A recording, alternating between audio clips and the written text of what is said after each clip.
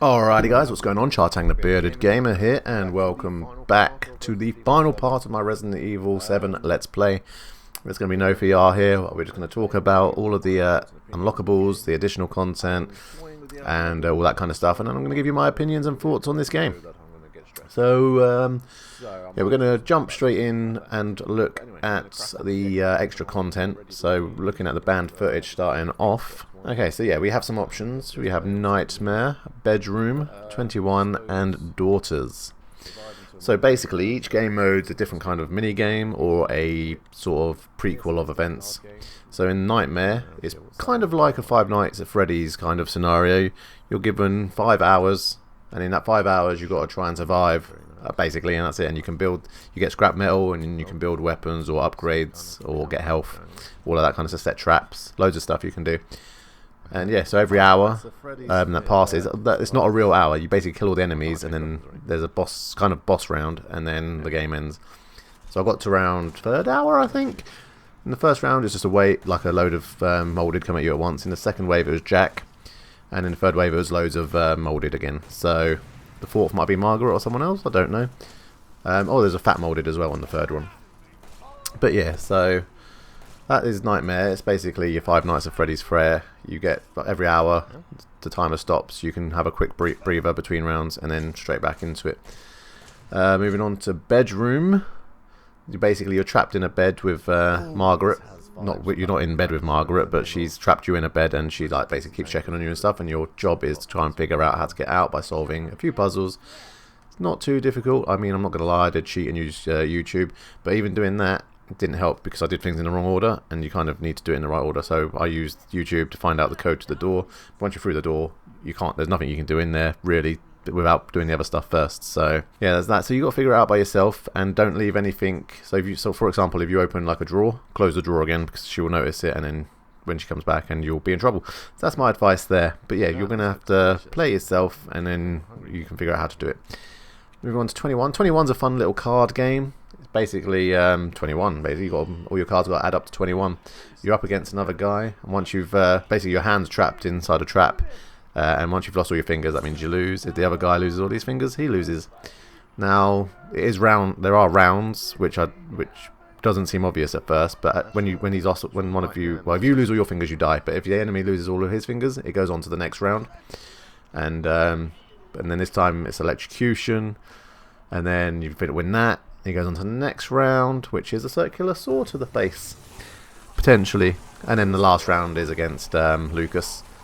Some spoilers here, but I mean, he cheats as thing. But if you've got any trump cards to use them, and then you shouldn't have a problem winning it. I won it on my first try, as you can see here in the background. It's basically a card game. It's quite fun, actually. I'd recommend going for it.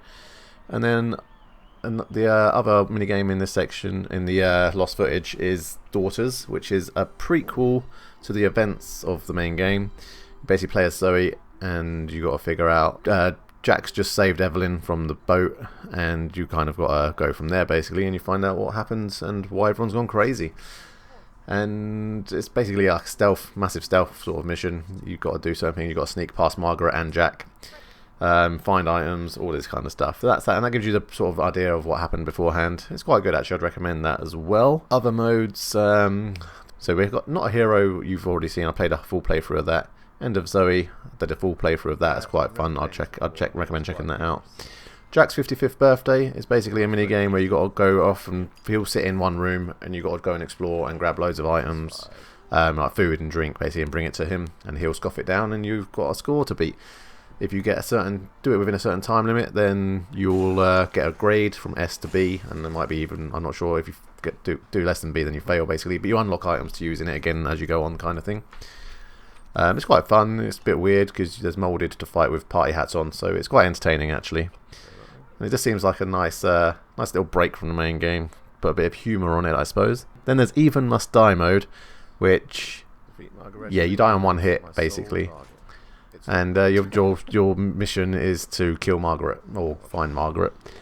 This is what I got from it. I mean, I died to the first molded and then refused to go on. So, but I'm sure you'll figure it out. That's Even Must Die. So that's all it for game modes. There are unlockables that you can get. for completing the game under certain conditions. So if you pre-ordered the game or you purchased any of the DLC, I believe it's the coins, the antique coins, that unlocks Madhouse as well. Basically, complete the game on easy or normal, and you'll unlock Madhouse difficulty, which changes item placement completely. Like, it's a whole new game, trust me. And increases speed of enemies, strength of enemies, your defense powers less, all that kind of stuff. You take more damage. But I'd recommend playing it. It's quite fun because it's so different as well. The items are really different, so you got to use different strategies. Like, you get I think it's the Scarecrow key, the Scorpion key, a lot earlier than you normally would, so everything happens in sort of a different order.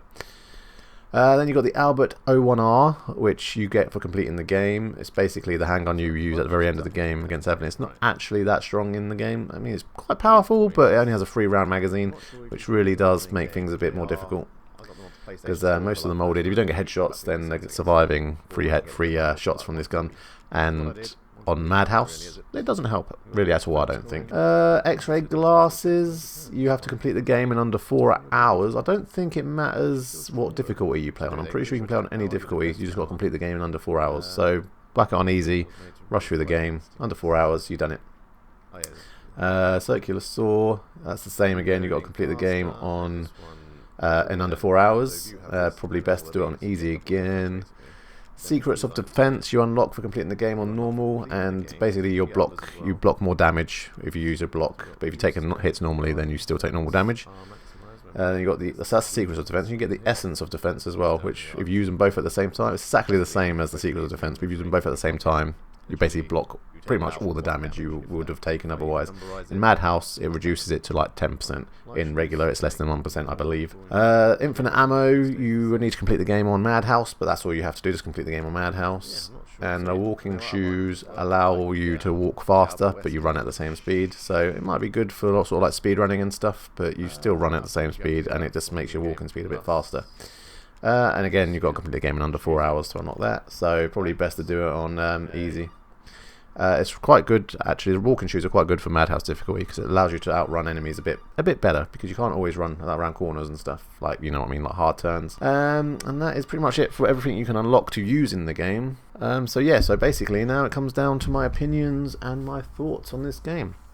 I remember watching E3, I think 2016, maybe 2017. I'm trying to place when this game came out. And anyway, I was watching the trailer for this, and I was just like, oh, what's this game at the end? And at the end, it came up saying Resident Evil 7, and I lost my shit. I could not wait for this game to come out. It's the first piece of Resident Evil news I'd heard in a long time, and I couldn't wait for it to come out. And then, yeah, I got it on release day, and yeah, pretty much completed then.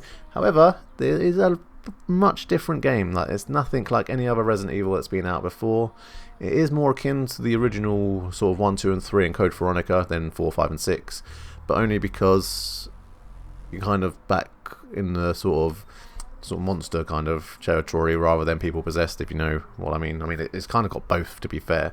But you got Molded, which is similar to zombies, and it's more sort of survival horror rather than action, which let's face it, 4, 5, and 6 especially were all action, and 5 and 6 especially were all action based.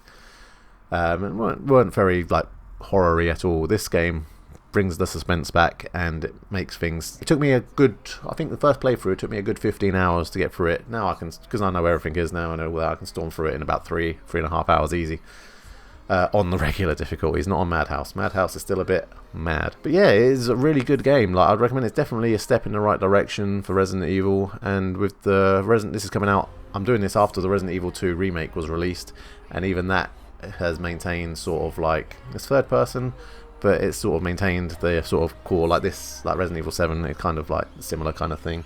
So yeah, I'd recommend it. And with Resident Evil 8, I believe they've announced an 8, or Resident Evil 3 remake, both I can't wait for. Resident Evil 3 especially, it's one of my favourites. To be fair, the original 3, Resident Evil 1, 2 and 3 are my favourites. Code Veronica, they're all up there. 5 and 6 are down near the bottom. I might do a top 10 Resident Evil game list, so you can better understand. Like, you can't beat the original 3, but this is definitely up there. I'd recommend checking it out, especially now. I think you can get on PlayStation Store for like 15 quid or less maybe, and all the DLC combined. The season pass is like a tenner, so you know, you might as well. Which gives you the End of Zoe and all the other banned footage. stuff. So check it out. I enjoyed the game. It's definitely in the top 5 for me. I would say Resident Evil 1, 2 and 3 will always be in the top sort of 3. Yeah, definitely top 5. This is probably number 5. Resident Evil 4, my favourite, and then 1, 2 and 3 are sort of randomly between 2 and 4. Anyway, guys, that is Resident Evil 7 finished. I hope you enjoyed. And yeah, so on the next game, like I said at the end of the last episode, I'm probably going to play the Resident Evil 2 remake and the original Resident Evil 1 because of the way I've played through the series. I played the remake of Resident Evil 1 rather than the original. So I might as well give you that as sort of a bonus. And then Resident Evil 2 remake's come out recently. I did do a live stream, but I've sort of blocked it now because YouTube did some weird encoding thing and 2 of the parts didn't work properly, so it just looked weird. So I've deleted them. But I'll play through it again like I have these games, and we'll see it then. So yeah, guys, check it out. I'd give this, if I had to give it an out of 10 score, 8 out of 10. 8 out of 10. It's not perfect, but it's good. In fact, great, I'd say. So anyway, guys, till the next one.